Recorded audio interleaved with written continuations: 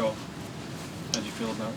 Well, I thought we did a really good job. I thought Coach Sweeney did a good job managing practice last week and getting some guys back healthy, kind of dialing things back and working on fundamentals, maybe some things that you not necessarily overlooked through the course of the game week, but things you may not be able to focus on quite as much and be repetitive on things, such as, just your obviously ball security has always been a big focus for us and will continue to be, but we could really dial it back and do some things to help out in that regard and just, kind of going back and just kind of reevaluating ourselves and where you are at this point in time in the season and what we've done good, what we haven't done good, and kind of build on those things. So I thought practice last week was very productive. Had some guys be able to maybe not necessarily work out, as much as we wanted, but we're able to be attentive and get back healthy, which is what we need more than anything. Chad, did you get an idea that maybe from the guys, were they more focused on the loss, or had they kind of put that to bed and were kind of looking forward? That's one thing about players, our players, and any player I've been a part of that comes off of a loss. They're real resilient. I mean, they are. I mean, that's just the way kids are. That's the way players are. We as coaches take it, and we're not nearly as resilient as they are. So they had pretty much, had put it behind them. Had understood that they didn't play their best football. That there was some things that went wrong. They understand why that we weren't as productive and came out ready to work. Came out ready to go. It wasn't doom and gloom at practice, which it didn't need to be. It was more about ourselves and going back and getting better at the things that we do, being more physical and more attention to detail. So I was pleased with the way that they came to practice last week with the workman's attitude of, hey, look, we tasted defeat. We don't want to taste it again. It's a bad taste, and what do we got to do now, Coach, to make sure that doesn't happen? And that's all you ask for as your team. How are you going to respond? Was Taj part of that group as well, or did he maybe beat himself up a little bit more? Well, no, he didn't beat himself up. I mean, he was disappointed, obviously, in his play week before last, but he was one of the main ones coming out and. What do we got to do? What do I got to do, Coach, to make sure that this doesn't happen again? And so that's, I was pleased with the way they all responded and came to practice. Were Andre and Dwayne limited for the most part last week? Dwayne worked out, especially later in the week. He worked out. The last 2 days of the week he worked out, and Andre he went through very limited drills. Should be back ready to go this week. Chad, obviously you guys have been exceptional in turnover ratio throughout the season.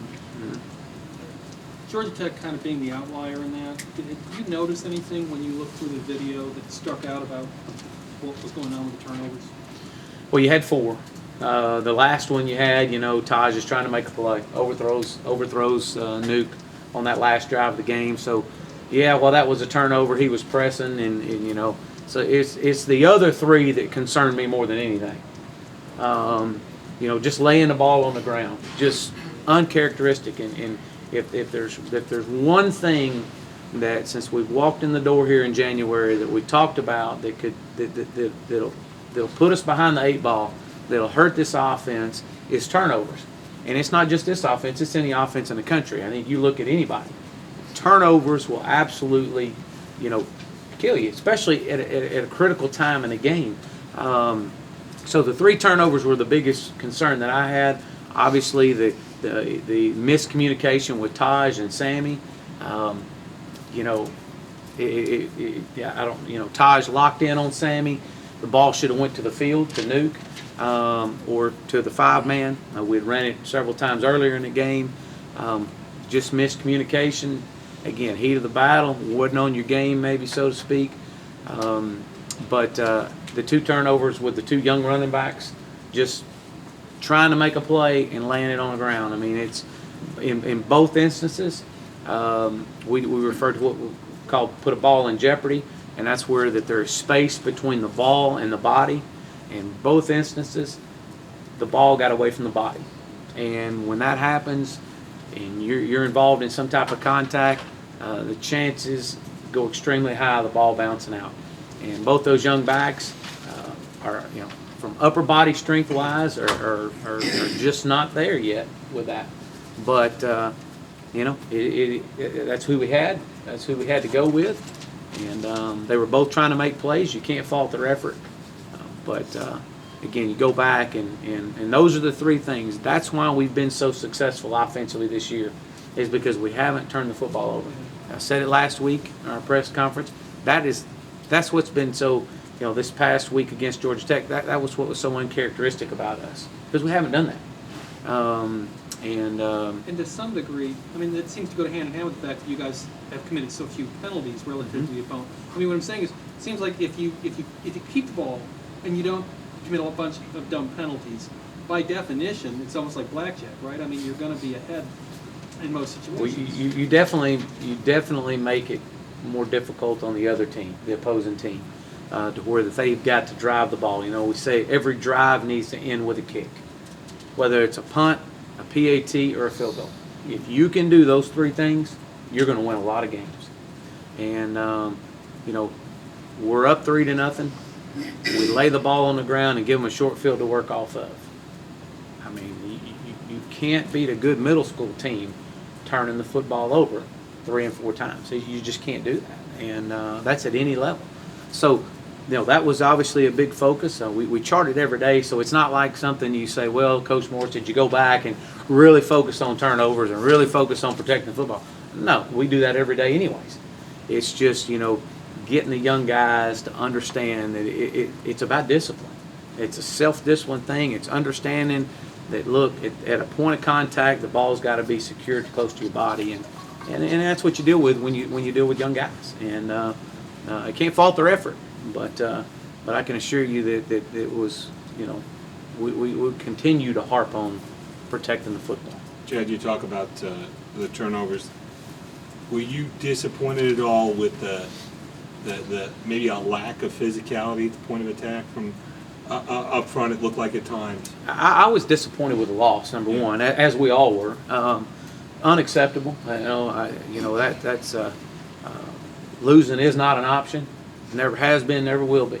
There's nothing I can tell you or our players or the players could tell me that would convince us why we lost is right. It's wrong.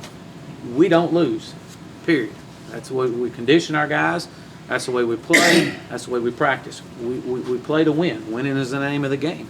For the fourth time in 4 years, I woke up the next day after a game with a loss, and that's just, I don't like that feeling, and neither do the players, and neither does our team.